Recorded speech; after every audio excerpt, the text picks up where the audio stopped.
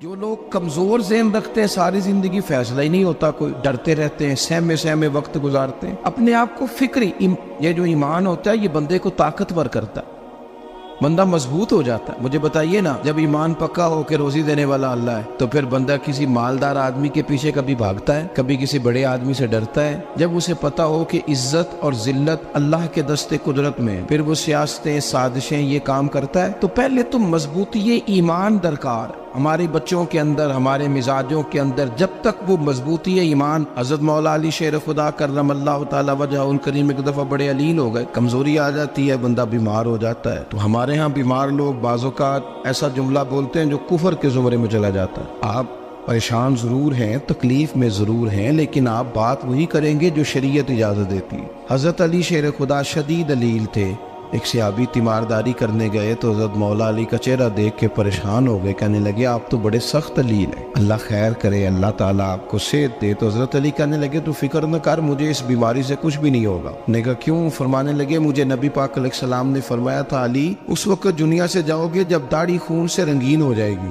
تو اس کا مطلب ہے میں خنجر کے وار کے ساتھ شہید کیا جاؤں گا، میں بیماری سے دنیا میں نہیں جاؤں گا، میں یہ بیماری سے مجھے کچھ بھی نہیں ہوگا، اللہ مجھے شفا دے دے گا، چونکہ حضور نے فرمایا کہ ساڈے نبی دی زبان ساڈے واسطے قرآن۔ تو سب سے پہلے تو اپنے ایمان کے اندر، توکل کے اندر مضبوطی پیدا کرے۔ مسلمان دیکھو نا، نماز پڑھنے سے روزی میں برکت ہوتی ہے، تو پھر اس کا مطلب یہ ہے کہ جب ٹائم آئے نا نماز کا تو گاہک جتنے مرضی کھڑے ہوں پھر دکان بند کرنی چاہیے، پھر نماز پڑھنی چاہیے، کیونکہ روزی تو اللہ نے دینی ہے، گاہکوں نے تو دینی۔ تو سب سے پہلے ضروری ہے مضبوطی ایمان، توکل، اللہ کی ذات پر بھروسہ۔ آپ کبھی میدان کربلا کا پورا نقشہ اپنے سامنے رکھیں نا، دو چیزیں ہیں، امام حسین کو نظر آ رہا ہے اب شہادت ہو جائے گی، اتنی بڑی فوج آئی ہے، خدا کی حکمت کے تقاضے سمجھ میں آ رہے ہیں، حالات کیا ہوں گے سمجھ آ رہی، پر ایک لمحے کے لیے بھی ان کا توکل کمزور نہیں ہوا۔ اپنے رب پر جو مضبوط بھروسہ ہے، سیدہ طیبہ طاہرہ حضرت فاطمہ الزہرا رضی اللہ تعالیٰ عنہا اونٹ کے بالوں کی بنی ہوئی چادر اوڑھ کر چکی پیس رہی تھی۔ یہاں بیویاں بڑا روتی ہیں، غریبی بڑی ہے، بڑی غریب بھی ہے، حالانکہ اب کون بندہ پیوند والے کپڑے پہنتا ہے جی؟ اب تو بڑی مشکل سے وہ لوگ ملتے ہیں جو جوتا ٹوٹ جائے تو گانٹھ کے پہنے، ورنہ تو نئے جوتے آ جاتے ہیں۔ حضرت سیدہ پاک اونٹ کے بالوں کی بنی ہوئی چادر اوڑھ کے چکی پیس رہی تھی۔ نبی پاک صلی اللہ علیہ وسلم نے دیکھا، آنکھوں میں آنسو ضرور آئے، پر محبوب نے فرمایا فاطمہ دنیا میں تھوڑی سی تکلیف برداشت کرو، قیامت کی ساری عزت اللہ آپ کو ہی عطا فرمائے گا۔ تو توکل کی مضبوطی، اللہ کی ذات پر بھروسہ، اپنے رب کریم کے ساتھ امیدوں کا وابستہ کرنا، اس سے مضبوطی آئے۔ دوسرا فرمایا وَعَمِلُوا الصَّالِحَاتِ، بہترین عمل کیا جائے زندگی میں، نیک اعمال کیے جائے، وقت ضائع نہ کیا جائے، ہر وقت کوئی نہ کوئی کام بندہ کرتا رہے۔ یہاں بہت سارے لوگ ہیں جن کو لوگ نیک کہنا شروع کر دیتے ہیں نا، وہ سمجھ لیتے ہیں شاید ہم سچی مچی نیک ہیں۔ لوگ جو کہتے ہیں حضرت صاحب کی بلا، پیر صاحب کی بلا، میں یہ طالب علموں کو، دوستوں کو، بلکہ اپنے آپ کو بھی کئی دفعہ کہتا رہتا ہوں، اپنے آپ کو سمجھاتا ہوں کہ یہ لوگ تجھے کہہ رہے ہیں حضرت صاحب، یہ تو رات کو تو اپنے آپ سے پوچھنا، اپنے رب سے پوچھ، کبھی موقع ملے تو اپنی گریبان میں جھانک، غور کر کے تیری کیفیت کیا ہے، تنہائی میں تیرا دل اللہ سے جڑتا ہے کہ نہیں، عبادت میں دل لگتا ہے کہ نہیں، خدا کا خوف دل میں رہتا ہے کہ نہیں، غریب کی محبت، عزیزوں قربت والوں کا احساس طبیعت میں موجود رہتا ہے کہ نہیں۔ ویسے تو میرا مطلب ہے، لوگ کہہ دیتے ہیں حاجی صاحب آپ بڑے سخی ہیں، تو اس سے تو نہیں نا بندے نے سخی ہونا، سخی تو تب ہونا ہے جب اللہ کی بارگاہ میں مقبول ہوگا۔ اعمال صالحہ، نیک کام، اور وہ کرتا رہے بندہ، کوئی بھی کام اسے نیکی کا مل جائے نا۔ دیکھنا اپنا معیار ہر انسان نے بنایا ہوتا ہے کامیابی کا۔ کچھ لوگوں کا خیال یہ ہوتا ہے کہ بچے میرے پڑھ گئے، اپنی اپنی جگہ پہ سیٹ ہو گئے، میں اب بڑے سکون میں ہوں۔ کچھ کی رائے یہ ہوتی ہے کہ میں نے سب بچے بچیوں کا بیاہ کر دیا ہے، گھر میرا بن گیا ہے، اب میں بڑے آرام میں ہوں، قرار میں ہوں، سکون میں ہوں۔ تو اپنی اپنی رائے ہوتی ہے، لیکن حقیقت وہ ہے، اصل وہ ہے جسے اللہ کے قرآن نے بیان کیا۔ اللہ کریم نے فرمایا والعصر، اے محبوب علیہ السلام ہمیں آپ کے زمانہ مبارکہ کی قسم ہو، ان الانسان لفی خسر، فرمایا بے شک انسان خسارے میں، نقصان میں۔ اپنے تئیں کوئی دعویٰ کر لیتا ہے، آپ دیکھتے ہیں کہ بہت سارے لوگوں کے دعوے اپنے اپنے ہوتے ہیں نا۔ کسی بھی طالب علم سے آپ پوچھیں پیپر دے کے آئے تو پیپر کیسا ہوا ہے، تو کیا کہتا ہے؟ جب کینڈیڈیٹ الیکشن لڑتے ہیں تو رات کو جب وہ سوتے ہیں تو سارے جیت کے ہی سوتے ہیں، ان کو سب یہی کہتے ہیں کہ لوگ سارے تیرے ساتھ ہی ہیں. حالات، یہ جتنے بادشاہ حکمران ہوتے ہیں ان کے بگڑنے کی بنیادی وجہ ہوتی ہے کہ یہ خوش فہمیوں میں مبتلا ہوتے ہیں. ہم میں سے بھی ڈھیر سارے لوگ ہیں جو خوش فہمیوں میں مبتلا ہیں. کچھ کہتے ہیں جناب ہماری نسبت بڑی تگڑی ہے. بھئی نسبت تو امام حسین سے تگڑی تو کسی کی نہیں نا. تو ساری رات نماز پڑھتے تھے، روزے رکھتے تھے، اللہ کو یاد کرتے تھے. آپ خالی نسبت پر بیٹھ کر عمل چھوڑ جائیں تو یہ کیسے ممکن ہے؟ تو اپنے اپنے تئیں لوگوں نے معیار کامیابی کے قائم کر لیے ہیں. اللہ فرماتا ہے کہ محبوب مجھے قسم ہو زمانے کی، انسان نقصان میں، یہ دن بدن جو وقت گزار رہا ہے تو اس کا نقصان، اس کا خسارہ، اس کا گھاٹا بڑھتا جا رہا ہے روز نقصان میں. کتنا کتنا عمر کا حصہ لوگوں نے ضائع کر دیا، کتنے کتنے بہترین لوگ تھے لیکن روزی روٹی کے پیچھے وقت سارا برباد ہو گیا. یہ رزق حلال کے لیے دوڑ دھوپ ہو وہ تو بڑی بات، لیکن تکبر کے لیے اور خواہشات، بیجا خواہشات کی تکمیل کے لیے، ایک دوسرے سے آگے بڑھنے کے لیے بڑا وقت ضائع کیا لوگوں. اچھا کوئی بھی نہیں جیتا، خاندانوں میں بھی کوئی نہیں جیتا، برادریوں میں بھی کوئی نہیں جیتا، پر لڑائی ساری زندگی کی ہے. میں نے آگے گزرنا، میں نے آگے، حالانکہ کوئی کسی کو جیتنے دیتا ہی نہیں. اپنے اپنے تئیں لوگوں نے معیار قائم کیے کامیابی کے. اللہ فرماتے ہیں بے شک انسان نقصان میں ہے، لیکن جس میں 4 خوبیاں پائی جائیں اللہ کا قرآن کہتا ہے وہ بندہ کامیاب ہو. کون کون سی؟ الا الذین آمنوا. سب نقصان میں نہیں سوائے ان لوگوں کے جو ایمان لائے. سب سے پہلے کیا کرے؟ ایمان ہو اس کے پاس، مضبوط ایمان. وعملوا الصالحات، اور ایمان بھی لائے اور نیک کام بھی کرے. اور صرف نیک کام نہ کرے، وَتَوَاصَوْا بِالْحَقِّ، لوگوں کو حق بات کی نصیحت بھی کرے. اور ظاہر ہے سچ بولے گا، حق بولے گا تو بڑے لوگوں کے مفادات کو ٹھیس پہنچے گی، کچھ لوگوں کو تکلیف بھی ہوگی. تو اب جب تکلیف ہوگی تو پھر مصیبت بھی آئے گی. تو اگر حق بات کہنی ہے تو پھر کیا کرے؟ وَتَوَاصَوْا بِالصَّبْرِ، اور ایک دوسرے کو صبر کی بھی وصیت کرے. 4 چیزیں پائی جائیں، ایمان، اعمال صالحہ، حق کی نصیحت، اس رستے میں آنے والی تکلیف پر صبر. اگر یہ 4 چیزیں میسر آتی ہیں تو اللہ کا قرآن کہتا ہے بندہ کامیاب ہے. اور اگر یہ 4 چیزیں نہیں تو پھر کوئی بندہ جتنا مرضی دعویٰ کرے، جتنا مرضی شور کرے، جتنا مرضی اعلان کرے، وہ کامیاب ہو سکتا. سب سے پہلے تو اپنا ایمان پکا کرے.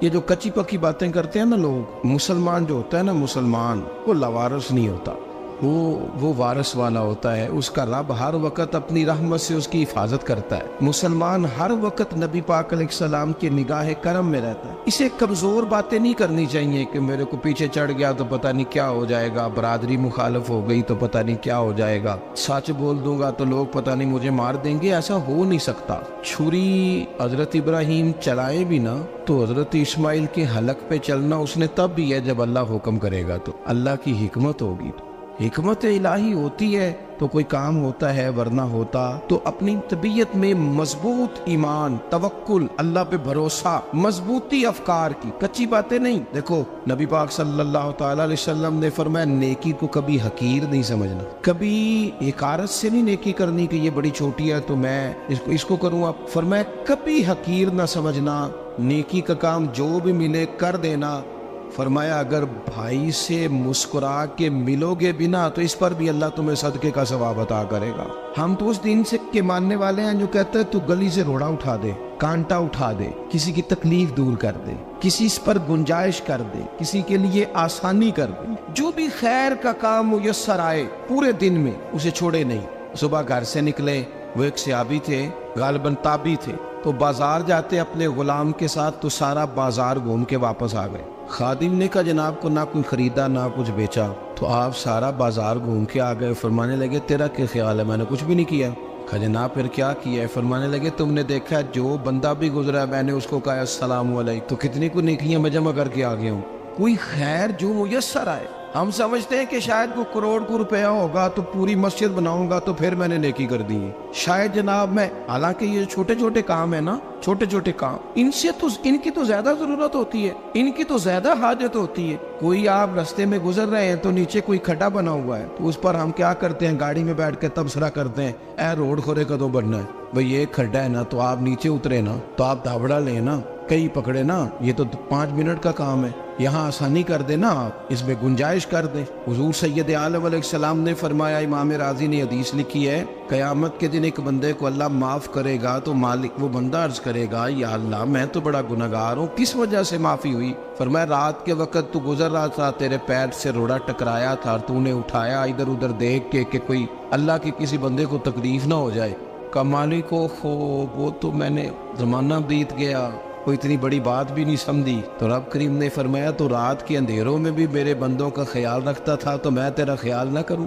कोई अमल हमारे यहाँ लोग कोई काम नहीं करते, बिल्कुल नहीं, कोई काम नहीं, ना बड़े ना छोटे ना समझदार ना अनपढ़, कुछ भी नहीं। नशिस्तन गुफ्तन बरखास्तन, बैठो राज के गप्पे मारो, तबसरे करो, फलाना कुछ नहीं कर रहा, फलाना कुछ नहीं कर रहा, उसके बाद उठ के चले जाओ। कुछ करें, वामिलुस सालिहात, नेकियां जमा करें जिंदगी में, खजाना बनाए, खजाना, अपनी ड्यूटियां अपनी जिम्मेदारियां पूरी करें, हर वक्त काम, हर वक्त जिम्मेदारी, हर वक्त ड्यूटी। लेकिन ना इमाम हसन और हुसैन, इनकी आप कभी जिंदगी का मुताला करें, फर्ज नमाज के अलावा 100 रकत नमाज नफल रोज पढ़नी है, पता करना है गरीब कहाँ कहाँ है, उनका ख्याल रखना है, और नीरे पैसे नहीं देने। हमारे यहाँ लोग गरीबों को पैसे जरूर देते हैं, इज्जत नहीं देते, उनको 4 पैसे की मदद जरूर कर देते हैं, पर इज्जत नफ्स का ख्याल नहीं रखते। इमाम ज़ैनुल आबिदीन रदी अल्लाह ताला अन्हु फरमाते हैं, गुजर रहे थे, आप देखें ना, इमाम गजाली हदीस लाए हैं कि बंदा और कुछ ना करे, किसी मोमिन का दिल राजी कर दे तो अल्लाह 60 साल की नफली इबादत का सवाब अता करता है। दिल बदस्तावर की हज अकबर अज हजारा का बयक दिल बेहतर।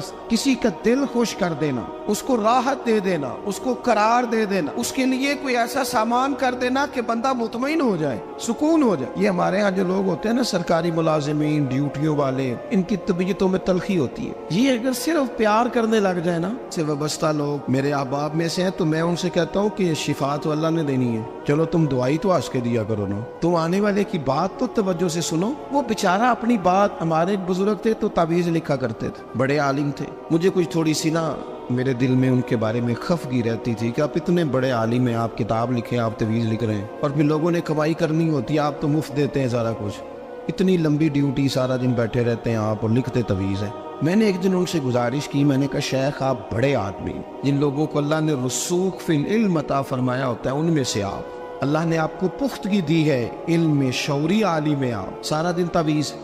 फरमाने लगे, यार मैं तवीज़ नहीं लिखता, असल मसला ये है कि जो तवीज़ लेने आता है वो अपना सारा दुख सुनाता है, तो मैं तवीज़ नहीं लिखता, मैं ना बस लोगों के कलेजे ठंडे करता हूँ। मैं किसी का, अब तो बच्चों के पास टाइम ही नहीं, वो तो अब्बा का दुख नहीं सुनते, तो बैठते ही नहीं। अम्मा कह रही होती है कि पुत्र को 10 मिनट मेरे पास भी बैठा कर, लेकिन पुत्र मसरूफ बड़ा, वीडियो चढ़ानी है उसने। हम उलझ गए। ये चीज़ें इंसान को नफ्सियाती तौर पर कमज़ोर कर देती हैं। जो लोग ज़्यादा ये काम करते हैं उनके हाफ़्ज़े कमज़ोर हो जाते हैं, वो उलझ जाते हैं, उन्हें पता नहीं होता रात मैंने क्या कहा था, सुबह में क्या कह रहा। हर वक्त नहीं, ज़रूरत के वक्त, हर टाइम नहीं, मखसूस औकात में।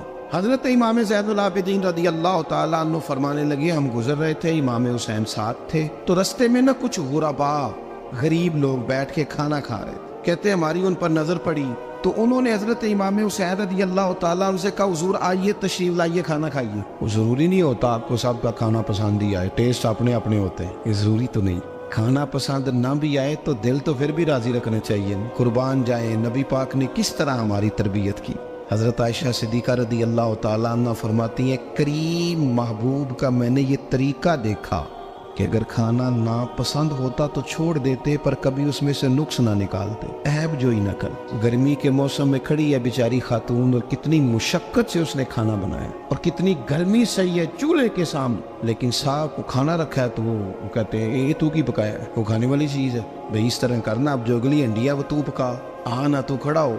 ये पता चली ये काम कितनी मुशक्कत का है। जिंदगी में कुछ थोड़ा सा दूसरों का ख्याल रखना, ये भी तो दीन का हिस्सा है। आप अपनी जिंदगी में हमेशा अपने लिए सोचे, किसी और का सोचे ही ना। तो मेरे अजीज याद रखेंगे आप, इमाम ज़ैनुल आबिदीन कहते हैं, नबी पाक सल्लल्लाहु तआला अलैहि वसल्लम ने ना हजरत इमाम अली मकाम की, इमाम हसन और हुसैन की इस तरह से कुछ तरबियत फरमाई थी कि गरीब परवरी उनके अंदर रच बस गई।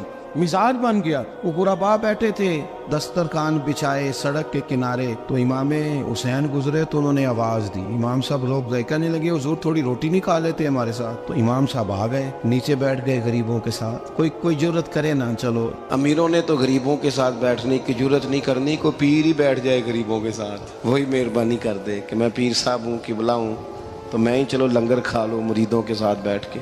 ہماری تو محفلوں میں بھی نا جی, نعت خانوں کا, مولویوں کا, دوسروں کا کھانا اور ہوتا ہے, اور غریب آدمی کو شاپر میں چاول ڈال کے دیتے ہیں اور ساتھ اسے کہتے ہیں یہ لنگر شریف ہے. بھئی اگر یہ شریف ہے, تبرک ہے, تو اے پیر صاحب نو نہیں سی لنگدا, اڑتا ہے گلے میں لنگر ان کو. یہ لنگر شریف جو ہے یہ نعت خان کو بھی تو گزرنا تبرک ہے کہ نہیں؟ ہاں نہ تو کرو نا, تو جیڑی زیادہ تبرک والی شے ہے وہ پیراں نو بھی تو کھانی چاہیے نا. نعت خان کو اس کے لیے لہدا سے مرغ مسلم اعلیٰ کھانے. میں اکثر دوستوں سے کہتا ہوں چلو میلاد شریف پہ ہی صحیح سب کے لیے اچھا کھانا پکاؤ. چلو جس غریبوں کے بچوں کو بیچاروں کو سارا سال وہ بوٹیوں کے لیے لڑتے ہیں, تم میلاد پہ ہی اچھی روٹی پکا دو, تو بچہ جب کھائے گا نا بہت ساریاں بوٹیاں اور چاول, اور اپنے ابا سے پوچھے گا کہ ابا جی آج کی گل ہے, تو ہو سکتا ہے غریب باپ رو ہی پڑے اور اسے کہے پتر تو آج راج راج کے کھاج ساڈے نبی پاک دا میلاد شریف. تو امام حسین رضی اللہ تعالیٰ عنہ نا آ کے غریبوں کے بیچ بیٹھ گئے زمین پہ. انہوں نے کہا کھائیے, تو وہ جس طرح وہ کھا رہے تھے نا سادے برتنوں میں امام حسین کھانا کھانے لگ گئے.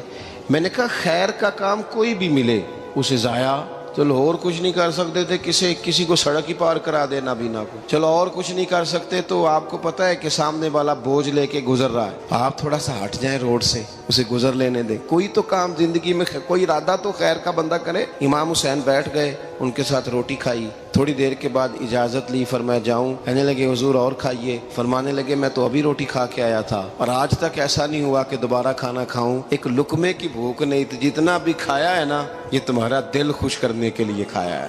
غرباء مساکین کی وعامل الصالحات, ایماندار بندہ ایمانداروں جیسے کام کرتا ہی اچھا لگتا ہے. 25 حج کیا امام حسن اور حسین نے مدینے سے مکے پیدل جا کے. میں کہتا ہوں چلو ہم باجماعت نماز ہی پڑھ لیا کریں. چلیں, حضور صلی اللہ علیہ وسلم نے فرمایا فجر کی نماز پڑھ کے بیٹھ جاؤ, اشراق چاشت تک اللہ کا ذکر کرو, 2 نفل اشراق کے 2 چاشت کے پڑھ لو, اللہ 2 حج اور 2 عمرے کا ثواب عطا کر دے گا. مشکل کام تو نہیں. اہل بیت نے ہمیں سبق یہ پڑھایا ہے, حضور کے اصحاب نے ہمیں سبق یہ پڑھایا. تیسری بات فرمایا وتواصوا بالحق, صرف یہ نہیں کہ تم نماز پڑھ کے تو بیٹھ جاؤ, تم نے نا بے نمازی کو نماز کی دعوت بھی دینی ہے. مظلوم پر ظلم ہوتا رہے اور کونے میں چپ کر کے بیٹھے نہیں رہنا, بلکہ اگر ہاتھ پکڑا جا سکتا ہے تو ظالم کا ہاتھ پکڑنا ہے. نبی پاک علیہ الصلوۃ والسلام نے فرمایا اپنے بھائی کی مدد کرو چاہے وہ ظالم ہو یا مظلوم ہو, بھائی کی مدد کرو چاہے ظالم ہو یا مظلوم ہو. تو صحابہ نے عرض کی یا رسول اللہ صلی اللہ تعالیٰ علیہ وسلم یہ مظلوم کی مدد تو سمجھ میں آتی ہے, یہ ظالم کی مدد کیسے کریں؟ نہیں سمجھ آ رہی ہے آپ کو بات؟ یا رسول اللہ صلی اللہ تعالیٰ علیہ وسلم مظلوم کے ساتھ کھڑا ہونا تو ہماری عقل میں آ گیا, تو ظالم کی مدد کیسے کرنی ہے؟ نبی پاک صلی اللہ تعالیٰ علیہ وسلم نے فرمایا ظالم کو ظلم کرنے سے روک دو, تم نے اس کی مدد کر دی, اسے باز کرو. لیکن ہم تو اتنی جرت ہی نہیں رکھتے بدی کو بدی کہنے کی, اتنی طاقت ہی نہیں ہوتی. جھوٹ کو جھوٹ کہنے کی ہمت, ہمارے گھر میں سارا کچھ ہو رہا ہوتا ہے, ہمیں پتہ ہوتا ہے کہ فلاں جگہ پہ ہمارا قبیلہ ہماری برادری غلط ہے, پر اتنی جرت کرتے. ہم سچ بولتے ضرور ہیں پر دوسروں کے بارے میں, اپنے بارے میں سچ بولنے کو تیار نہیں ہوتے. جرت کا مظاہرہ کریں زندگی میں, حق کو حق کہنا سیکھیں, غلط کو غلط کہنا سیکھیں, جھوٹ کو جھوٹ کہیں, بدی کو بدی کہیں, سچائی کا ساتھ دیں ہمیشہ. ہم نے جب تک دیکھو نا ظلم ہوتا رہے, زیادتی ہوتی رہے, اپنا دروازہ اندر سے بند کر لو, پتر باہر نہ جانا. کیوں جی؟ باہر اس پہ ظلم ہو رہا ہے, ان کے گھر آگ لگی ہے, کوئی ہمارے گھر تو نہیں نہ لگی. یاد رکھنا پڑوسیوں کی آگ نہ بجھاؤ گے تو اپنے گھر بھی آ جائے گی. اگر مظلوم کا ہاتھ نہیں پکڑو گے تو ظالم دلیر ہو جائے. اور ہمارے جتنے بھی بزرگ گزرے انہوں نے ظالموں کو ظالم کہا. امام احمد بن حنبل نے جیل کاٹی, امام اعظم ابو حنیفہ نے جیل کاٹی. آج کل لوگ کہتے ہیں مولانا صاحب آپ نے نا جناب غلط کو غلط نہیں کہنا, سیاست کی بات نہیں کرنی. کیوں جی؟ کس لیے نہیں کرنی؟ سیاست تو تدبیر کا نام ہے. بنو اسرائیل میں جتنی بھی تدبیر ہوتی تھی وہ سارے انبیاء کیا کرتے تھے. کیوں نہ بات کریں؟ یہ جن کرسیوں پہ آج تم نے ظالموں جابروں کو بٹھایا، یہ کرسی تو حضرت ابوبکر صدیق جیسے لوگوں کی ہے، یہ تو حضرت عمر جیسے لوگوں کی سیٹ ہے، حضرت عثمان غنی جیسے لوگوں کا کام ہے، مولا علی جیسے لوگوں کا کام ہے۔ غلط جگہوں پہ غلط لوگ بٹھا دی اور پھر جھوٹے کو جھوٹا بھی نہ کہیں، ظالم کو ظالم بھی نہ کہیں۔ ہم سے نہ رقم ہوں گے قصیدے یزید کے، کیونکہ ہم لوگ تو حسین کے سیرت نگار ہیں۔ یہ کیا بات ہوئی؟ آپ سچی بات ہی نہ کریں، کلمہ حق کہیں، ہمیشہ کھری بات کہیں، سچی، گرچہ اپنا نقصان ہو، حق کے ساتھ کھڑے ہونا سیکھیں۔ وتواصوا بالحق، ساری آسانی تھی، امام حسین کو کوئی مسئلہ نہیں تھا، آرام سے بیٹھے تھے۔ آج کتنے موجوں میں بیٹھے ہیں، پیر صاحبان، مولوی صاحبان، خطیب صاحبان، سیاستدان، وڈیرے، موج لگی ہوئی ہے، کسی کو کچھ نہیں کہنا، کچھ کہیں گے تو پھر بندے مخالفت کریں گے۔ تو امام حسین مسجد نبی میں جمعہ پڑھاتے تھے، چپ کر کے بیٹھے رہتے، حضور سید عالم علیہ السلام کے مزار انور کے پاس بیٹھے تھے، بیٹھے رہتے۔ لیکن امام حسین نے فرمایا ظالم حکمران بنے تو وہ قوموں کو تکلیف دیتے ہیں، وہ ملی نقصان کرتے ہیں، وہ امت کا چہرہ مہرہ بگاڑ کے رکھ دیتے ہیں، لہذا کھڑے ہونا پڑتا ہے، کلمہ حق کہنا پڑتا ہے، الہ کلمت الحق کے لیے نکلنا پڑتا ہے۔ آپ اپنی زندگی کے اندر سچی بات کرنا سیکھیں۔ الیکشن کے دن آ گئے، میرے ایک بڑے محبت والے ساتھی تھے، وہ آ گئے ووٹ کے لیے۔ ویسے بھی یہ جو بیماری ہمارے ملک میں نا جی، ہمارے ہاں حکمران بعض اوقات کہتے ہیں اوے ہو جی جمہوریت بڑی ضروری ہے۔ وہ بھی کس مصیبت کا نام ہے جمہوریت؟ اقبال تو کہتے ہیں کہ یہ وہ چیز ہے کہ جس میں پتہ ہی کوئی نہیں ہوتا پڑھے لکھے ان پڑھ کا، چھوٹے اور بڑے کا، سیانے اور بیوقوف کا۔ جمہوریت وہ طرز حکومت ہے کہ جس میں بندوں کو گنا کرتے ہیں، تولا نہیں کرتے رہتے ہو ہر وقت۔ قوم کو اس کا حق ملنا چاہیے، غریب کی مدد ہونی چاہیے، انصاف ملنا چاہیے۔ باقی یہ تمہاری کہانیاں ہیں ڈکٹیٹرشپ اور جمہوریت، اور ہمیں تمہاری سمجھ بھی نہیں آتی۔ ہر ڈکٹیٹر کے ساتھ ہوتے ہو، باتیں جمہوریت کی کرتے ہو، جہاں تمہارا دل کرتا کھڑے رہتے ہو۔ ہمیں تو کوئی اس سے غرض نہیں، کام ہونا چاہیے۔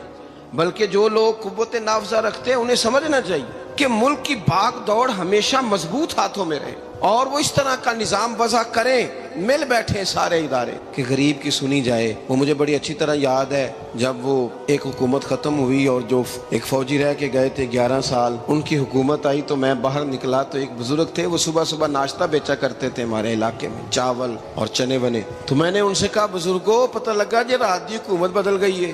تو فرمان لگے پتر جیڑا مرضی بھی آ جائے، میں تو یا چاول بیچ کے روٹی کھانی، ہمیں تو ان سے غرض ہی نہیں، اللہ جانے کون آیا کون گیا، تو کھیل تماشا بنایا ہوا ہے۔ تو جھوٹے کو جھوٹا کہیں۔ میرے ایک دوست ہیں الیکشن لڑتے ہیں، مجھے ایک دفعہ آ کے کہنے لگے آپ نے کبھی ووٹ نہیں ڈالا، اس دفعہ ضرور ڈالیں۔ میں نے کہا نہیں ڈالتا میں۔ کہنے لگے ووٹ قوم کی امانت ہے، تو میں نے کہا امانت کسی بے ایمان کو دے دوں؟ امانت تو امانت دار کو دی جاتی۔ نہیں سمجھے آپ بات؟ یہ سارے کہتے ہیں نا ووٹ قوم کی، تو امانت کس کو دینی چاہیے؟ صحیح بتاؤ۔ چلو ہوں تسی بولنا نہیں، بس دل وچ گل رکھنی، دل وچ دیندے ویسے امانت دارا نہیں ہونا۔ نہیں میں نے کہا بولنا نہیں، ہمیں کسی نے پتہ نہ لگ جائے، دیتے ویسے امانت داروں کو ہی ہو نا۔ یہ اپنے دل سے پوچھو، فیصلہ لو، اللہ سے ڈرو۔ ظالم کا مددگار ظالم ہوتا ہے، ظالموں کا مددگار ظالم ہوتا ہے۔ وہ تیرے میرے ووٹ پر جیت کر جب ظلم کرے گا تو پھر کون ہے جو یہ دعویٰ کرے گا کہ جناب میں ظالم کا مددگار نہیں؟ سوچو سمجھو، غور کرو۔ امام حسین رضی اللہ تعالیٰ عنہ نے فرمایا سچ کو سچ کہیں گے، جھوٹ کو جھوٹ کہیں گے۔ یہ نہیں ہو سکتا کہ جناب ظلم ہوتا رہے اور چپ رہے۔ اور یہ سبق کہاں سے پڑھا انہوں نے؟ مولا علی شیر خدا سے۔ جب حضرت عثمان غنی رضی اللہ تعالیٰ عنہ پر بلوائیوں نے حملہ کیا نا، تو چونکہ حضرت عثمان غنی خالو تھے امام حسن اور حسین کے، حضرت عثمان خالو ہیں، سگے خالو ہیں، تو حضرت مولا علی شیر خدا نے یہ نہیں کہا کہ پتر اتنے بندے آ گئے ہیں، تلواریں ہیں، محاصرہ ہے، باہر نہ نکلنا، بلکہ حضرت مولا علی نے خود اپنے دونوں بیٹوں کو تلواریں پکڑائیں اور حضرت عثمان غنی کے دروازے پہ کھڑا کر کے کہا پتر خیال رکھنا تمہارے ہوتے ہوئے کوئی بھی شخص حضرت عثمان غنی کا دروازہ نہ کراس کر پائے۔ خود اپنے بچوں، ہر جنگ میں حضرت علی ساتھ لے کے جاتے تھے۔ ہم تو بچوں کو دلیری سکھاتے ہی نہیں، بزدل۔ اور کچھ ہمیں بابے مل گئے، وہ کہندے ہیں منڈے نو سایا ہے، میں کہ بابے نو آپ سایا ہے، انہوں بھی کرو دم کراؤ، اس کو نظری سایہ آتا ہے۔ کیسے نادانوں سے پالا پڑ گیا۔ کیا ہوتا ہے وہ سایہ؟ اچھے بھلے سیانے نوجوان بتی بند کر کے اندر لیٹا ہوا ہے بچہ، بابا کہہ گیا انہوں سایا ہے۔ بابا کہڑا کہہ گیا جڑا باہر روٹی لین آیا سی، بھی ایڈی پہنچی سرکار ہوندی تے ٹکر ہی گھر کھا لیندی۔ لوگوں کے قسمت کا حال بتاتا ہے، اپنی اتنی خراب ہے کہ مانگتا پھرتا ہے۔ کیا مذاق بنایا ہم نے اپنے ساتھ۔ تھوڑے سمجھدار ہو جائیں، ہر بندے کی بات کا اثر قبول نہ کیا کریں۔ مومن کے پاس طاقتیں ہوتی ہیں، جو جدھر لگاتا ہے چپ کر کے لگ جاتے ہو. ان الذین قالوا ربنا اللہ ثم استقاموا تتنزل علیہم الملائکہ. اللہ کہتا ہے تو ڈٹنا سیکھ, رب کا نام لے کے ڈٹ جا, رب تیری مدد کے لیے فرشتے بھی نازل کر دے گا. فرمایا یہ نبی مومنوں کے جانوں سے بھی زیادہ قریب ہے. ہم بڑا عام لفظ بولتے ہیں کہ فلاں چیز میرے دل کے بڑی قریب ہے, میری سوچ کے بڑی. جو لوگ دل کے قریب ہوتے ہیں ان کے پاس اٹھنے بیٹھنے کو دل کرتا ہے. تو اللہ کریم نے قرآن پاک میں فرمایا کہ یہ پیغمبر صلی اللہ علیہ وسلم تمہاری جانوں سے بھی تمہارے قریب ہے. اور حضور نے وضاحت کر دی, نبی پاک نے وضاحت کر دی. حضور نے فرمایا لا یؤمن احدکم حتی اکون احب الیہ من والدہ وولدہ والناس اجمعین او کما قال نبی صلی اللہ علیہ وسلم. فرمایا تم میں سے کوئی اتنی دیر تک مومن ہو ہی نہیں سکتا جب تک ہر چیز سے بڑھ کر مجھ سے پیار نہ کرے. ایک مثال دے لوں, بات آسان ہو جائے گی. جس گھر کے اندر پیسہ بے شمار ہو, دولت بے شمار ہو, مکان ایک نہیں چار ہو, اور دنیا کی ساری آسانیاں گھر میں موجود ہو, سارے دوست میری بات پہ توجہ کرنا, ہر شے ہو, بینک بیلنس بھی ٹھیک ٹھاک ہو, بچوں کا فیوچر سیف ہو, لیکن گھر کے اندر میاں بیوی کی صلح نہ ہو. بچے کہتے ہیں گھر میں ہر چیز ہے پر امی اور ابا کا جھگڑا ہر وقت جاری رہتا ہے. وہ گھر صحیح چلتا ہے؟ آپ نے بولنا اس لیے نہیں کہ یہ باتیں لوگ, یہ گھر کے اندر کی باتیں ہیں نا. حالانکہ پاکستان کا تجزیہ یہ ہے کہ 95% میاں بیوی کے حالات ٹھیک نہیں. پاکستان یہ سرکاری اعداد و شمار ہے. 95% گھروں میں اختلاف رائے.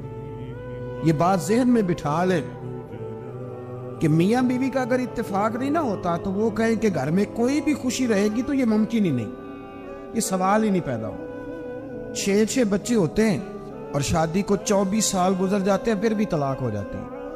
اس لیے کہ میاں بیوی کے لیے سب سے ضروری چیز آپس کی محبت ہے. اور یار کیا خوبصورت انداز ہے میرے رسول پاک علیہ السلام کا.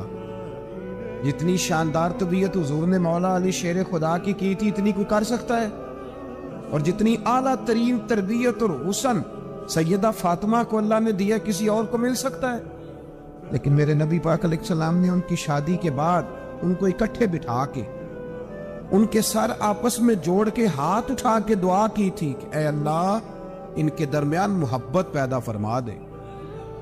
میاں بیوی کے درمیان جو سب سے اہم چیز ہے وہ محبت ہے.